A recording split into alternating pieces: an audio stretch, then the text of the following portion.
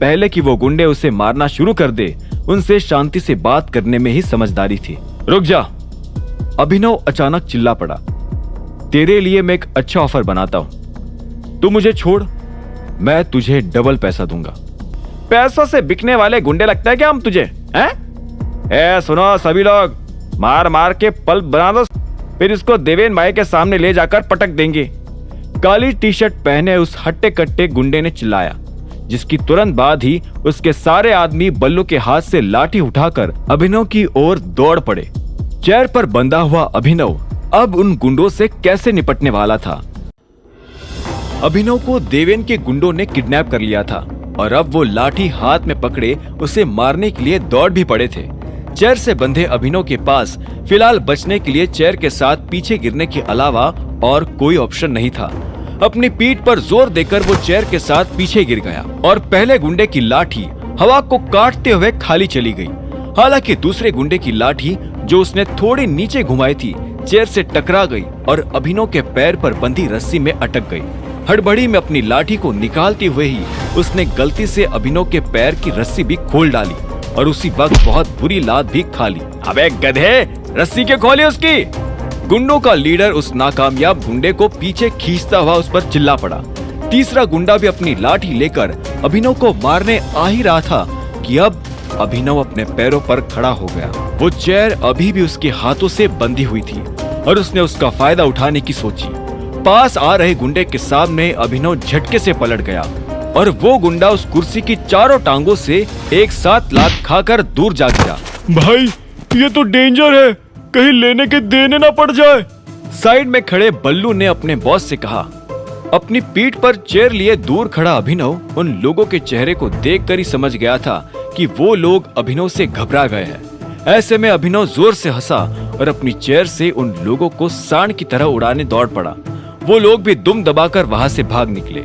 अभिनव उन्हें इस तरह से भागता देखकर जोर जोर से हंस रहा था। तभी उसे एहसास हुआ कि उसका सिर जोर से दुख रहा है।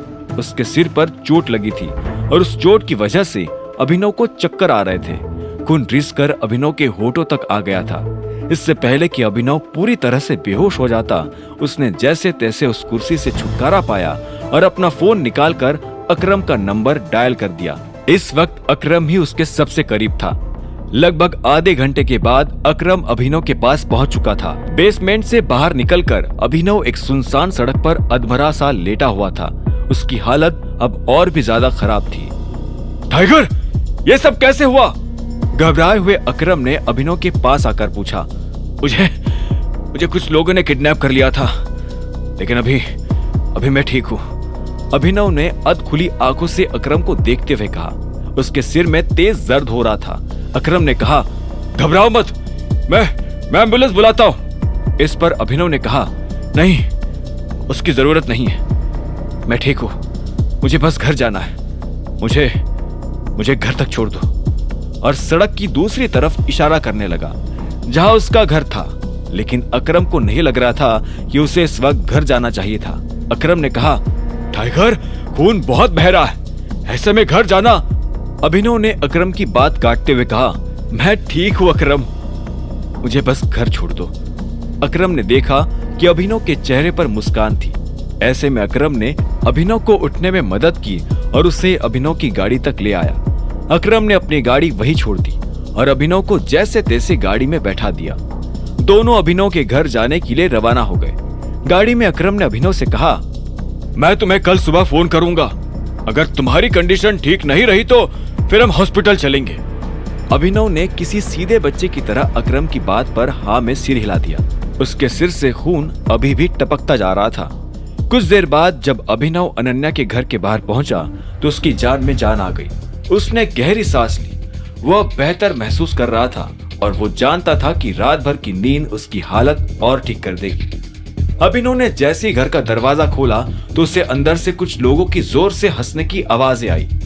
अभिनव अंदर आया तो उसने देखा कि शर्मिला, राजीव, अनन्या और चिराग साथ बैठकर डिनर कर रहे थे। ये देखकर अभिनव को शक हुआ। उसे समझ नहीं आया कि ये लोग इतनी देर रात को डिनर क्यों कर रहे हैं। फिर जब अभिनव ने चिराग को देखा तो उसे और ज्यादा जलन होने लगी। ना सिर्फ चिराग ने टेबल पर अभिनव की जगह ले ली थी, बल्कि उसने अनन्या को भी अपने ठीक पास में बैठा लिया था। आगे की कहानी जानने के लिए देखें अगला एपिसोड सिर्फ पॉकेट एफएम के यूट्यूब चैनल पर, और द रिटर्न ऑफ टाइगर के सारे एपिसोड्स को सुनने के लिए डिस्क्रिप्शन में दी लिंक से डाउनलोड करें पॉकेट एफएम ऐप।